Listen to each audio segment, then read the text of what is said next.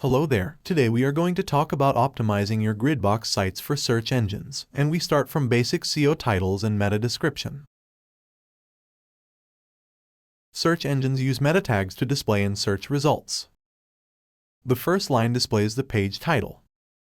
The second displays the meta description of the page. That's why this is so important. By using relevant and clear titles and descriptions, you can grab more visitors to your site. It also plays a big role in how pages rank in search results. In Gridbox, meta tags you can set in item settings. From the toolbar, select Page, Settings, and tab SEO. You can enter the title and meta description by typing manually or using dynamic fields.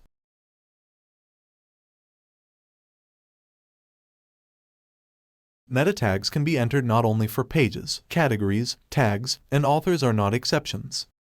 And one more thing, meta tags should be relevant to page content. Otherwise, they will be rejected, and in search results, will be displayed relevant info from the page content.